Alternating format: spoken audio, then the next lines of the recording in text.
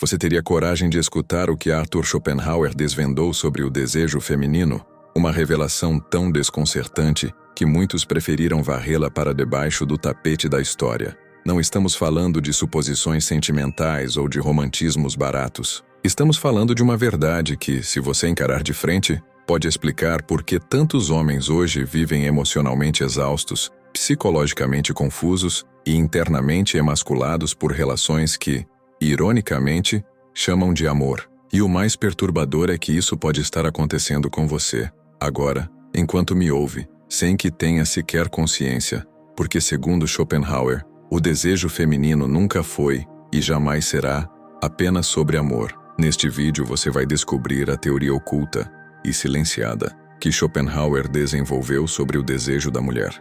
Vai entender por que essa ideia foi sistematicamente rejeitada por filósofos modernos, mascarada por psicólogos e ignorada por homens que hoje colhem as consequências da própria cegueira. E mais, você vai perceber como essa força sutil, quase invisível, molda o comportamento da sua parceira, influencia o tipo de mulher que mais te atrai e desestrutura as dinâmicas que você não consegue controlar, aquelas que te enfraquecem por dentro, minam sua presença e te desconectam da sua verdadeira potência masculina. Arthur Schopenhauer nasceu em 1788, numa Europa moralista, onde a sexualidade era abafada por convenções hipócritas e dogmas religiosos, principalmente a sexualidade da mulher, vista como um campo proibido, instável e potencialmente perigoso. Mas Schopenhauer não era um homem comum.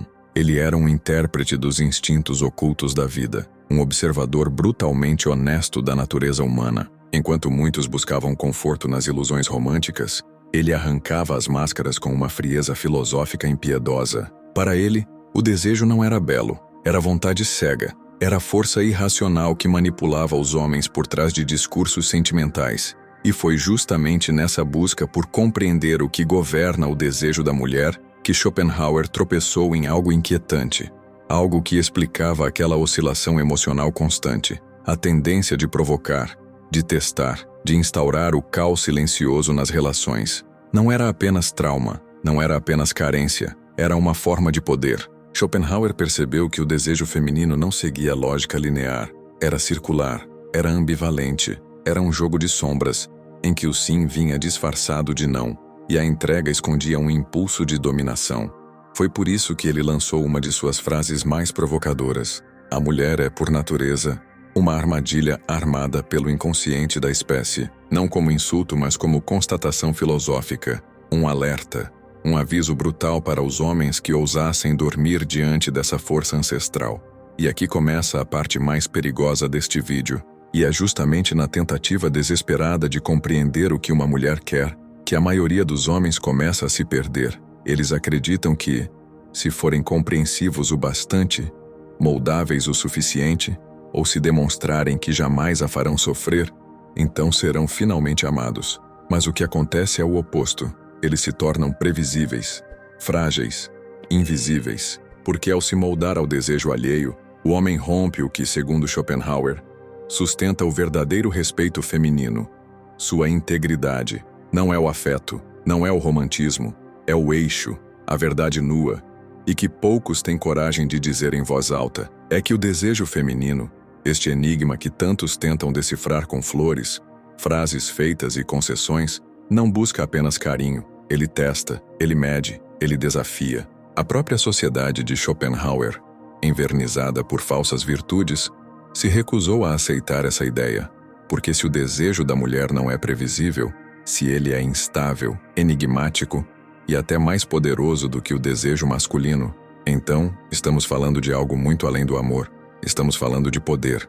Essa percepção de Schopenhauer foi ignorada, distorcida, silenciada, inclusive por aqueles que o seguiram, mas não suportaram sua lucidez desconfortável. A imagem da mulher como símbolo apenas de doçura e passividade foi mais fácil de manter, conveniente, socialmente aceitável.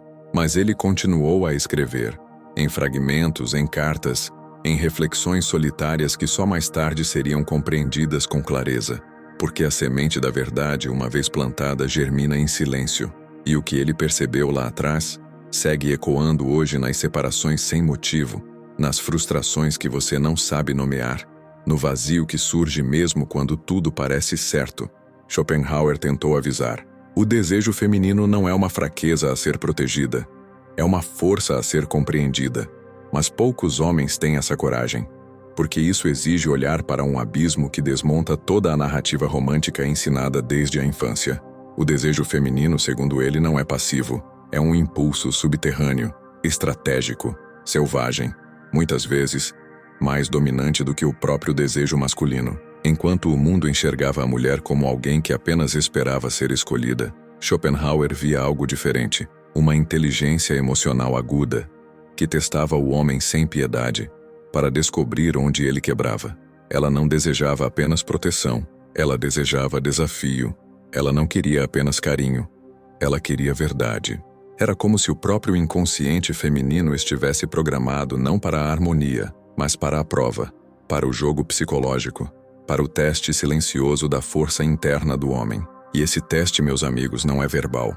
Ele é instintivo. A mulher testa não porque quer destruir o homem, mas porque deseja profundamente que ele não se dobre. Ela quer sentir que ali está alguém inabalável e que, diante de suas provocações mais sutis ou mais cruéis, esse homem permanece inteiro, alinhado, incorruptível. E é esse tipo de homem que ela deseja, mesmo que jamais admita. Essa ideia era perigosa porque invertia a lógica do poder. Ela tirava a mulher do lugar passivo, aquele que a sociedade pintava com delicadeza, e a colocava como agente ativa, não apenas no desejo carnal, mas no coração instável das relações humanas. Schopenhauer percebeu algo que ninguém queria ver. O desejo feminino, esse impulso ancestral mascarado de afeto, não segue as trilhas da razão. Ele é caótico, oscilante, muitas vezes destrutivo, porque não busca certezas. Ele busca tensão. Isso quebrava a estrutura mental do homem da época. Um homem que precisava categorizar tudo, dominar tudo, ter certezas, rótulos, controle. Mas como controlar algo que flui como o vento e arde como fogo? Foi por isso que sua teoria foi abafada, porque ela não falava apenas sobre sexo ou amor, mas sobre o poder secreto da mulher, a vulnerabilidade oculta do homem e o jogo invisível que acontece entre os dois. Até mesmo nomes como Jung e Adler, discípulos próximos, se afastaram dessa linha, preferiram teorias mais agradáveis ao ouvido social. Mas Schopenhauer não estava aqui para agradar. Ele estava aqui para dizer a verdade, mesmo que essa verdade queimasse. E aqui está uma das mais desconfortáveis. Quando um homem entra numa relação com a intenção de agradar, de se moldar, de provar seu valor, ele já perdeu, porque ele sai de si, entrega seu centro, abandona seu eixo e passa a viver no território do desejo feminino, que não deseja o moldável, mas o inabalável. O desejo da mulher não responde ao quanto você dá, ele responde ao quanto você aguenta sem se perder de si. Schopenhauer nunca disse isso com palavras modernas, mas tudo em sua obra aponta para essa direção. O que atrai a mulher não é o afeto constante, mas a presença irredutível diante do caos emocional. E se você não entende isso, será testado, será drenado, será descartado, sem nem saber onde exatamente errou. Agora saiamos da teoria e entremos na sua vida. Você já sentiu que quanto mais se entregava, mais ela se afastava?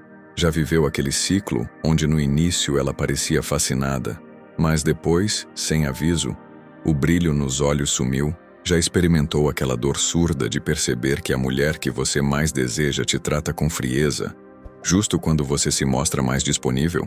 Esse é o paradoxo. E Schopenhauer já pressentia isso em sua época.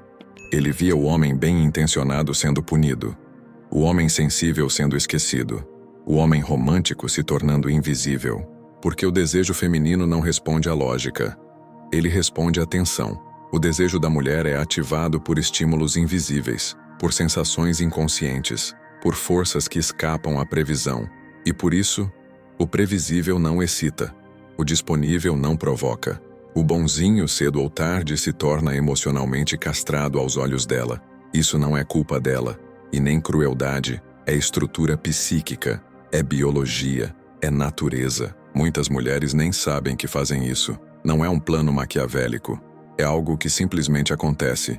Elas apenas sentem que algo mudou. o desejo esfria, a atração morre, e então, inconscientemente, elas testam, provocam, cobram, não porque querem destruir o relacionamento, mas porque estão tentando, no fundo, encontrar de novo aquele traço de força emocional que ativava o fogo no início. O desejo feminino está sempre testando a presença do homem, e se ele falha, ela parte, mesmo que continue fisicamente ao lado. A maioria dos homens, quando percebe que o brilho nos olhos dela apagou, entra em modo de emergência, começam a tentar consertar. Mais flores, mais mensagens, mais concessões. Eles acreditam que estão mostrando amor, mas o que ela enxerga é fraqueza.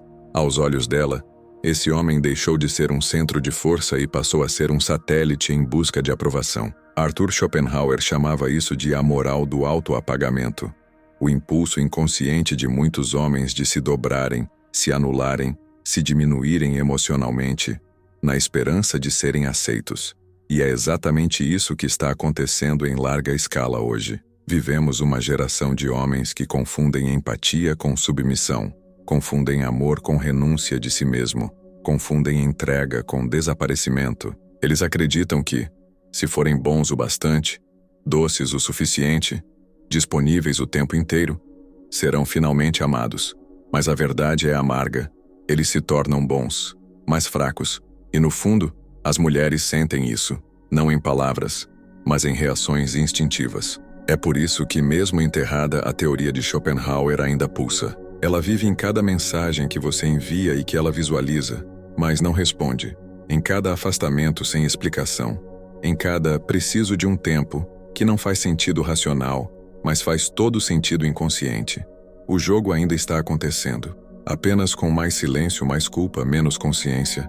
E chegou a hora de olhar para o espelho. A maioria dos homens não perde o desejo de uma mulher porque ela mudou. Perde porque ele deixou de ser o homem que era no começo. Lembra quem você era no início? Você não tentava agradar. Você apenas existia, com força, com direção, com presença. Você dizia o que pensava. Você não pedia permissão para ser você. E foi isso que a atraiu. Mas com o tempo, o medo de perdê-la vai entrando pelas frestas. E você começa a se adaptar. Pequenas concessões, pequenas omissões. Você se recalcula, abre mão de partes suas. E tudo isso em nome da harmonia. Mas o preço da harmonia, quando ela exige sua castração emocional, é alto demais. Você deixa de ser centro e vira satélite, girando em torno de um desejo que não é mais seu. E aqui está o alerta mais brutal de Schopenhauer. Quando um homem abandona seu eixo, ele não ama, ele se submete. Ele se torna um reflexo, uma reação emocional ao que ela sente. Ele não lidera mais sua energia. Ele apenas tenta não errar, tenta não incomodar, tenta agradar. E nesse esforço, perde o que o tornava desejável, sua autonomia emocional. Você já parou para se perguntar por que depois de um tempo ela começa a se irritar com tudo aquilo que antes achava encantador? Já notou como seus traços únicos, antes admirados, viram agora problema? Não é porque ela se tornou cruel, é porque você se distanciou do homem por quem ela se sentiu atraída. Você deixou de ser um polo de presença e virou um reflexo do desejo dela. E o reflexo, por mais bonzinho que seja, não excita, não desafia, não inspira, porque ela não quer alguém que se encaixe em suas vontades. Ela quer alguém que sustente as suas próprias. Essa é a virada. O desejo feminino nunca foi o inimigo. O verdadeiro inimigo é quando você abandona seu centro. A mulher que te testa não está necessariamente querendo te destruir. Talvez ela só esteja tentando descobrir se ainda existe algo em você que não se curva diante dela. Algo que permaneça, algo que resista, algo que não desapareça quando ela te desafia. E quando ela sente isso, quando sente que você ainda está ali, inteiro, o respeito volta, o desejo volta. Mas quando tudo em você cede, adapta, implora, o jogo termina e você perde, mesmo amando, mesmo se doando, mesmo sendo um bom homem. A consciência que Schopenhauer tentou semear não era confortável, mas era real. Quem não entende a dinâmica do desejo, vira escravo dele. E o homem que entrega tudo, achando que isso é amor, esquece de entregar a única coisa que realmente importa, sua presença inabalável. Schopenhauer não odiava as mulheres, ele temia o que não podia controlar, e o desejo feminino Era justamente isso, um enigma vital, um fluxo instável, uma força que testava os limites da razão. Mas isso não é um problema a ser resolvido, é uma realidade a ser compreendida. O desejo feminino não é o problema. O problema é a sua incapacidade de manter postura, critério e autodomínio diante de um desejo que está constantemente testando tudo isso. Quando você entende isso, você para de tentar agradar e começa a sustentar a tensão. E é essa tensão, essa firmeza silenciosa, que mantém o respeito vivo. Ela não quer um servo emocional. Ela quer um homem que saiba quem é, mesmo quando ela não sabe o que quer. Se esse vídeo te causou um estalo, um desconforto, ou despertou uma lembrança que você queria esquecer, é porque você precisava ouvir isso. Essa teoria foi enterrada, silenciada, distante das prateleiras fáceis da autoajuda. Mas você não precisa se manter cego. Compartilhe esse vídeo com quem está vivendo essa mesma confusão emocional e acha que o problema é ele. Às vezes, a resposta já estava dada.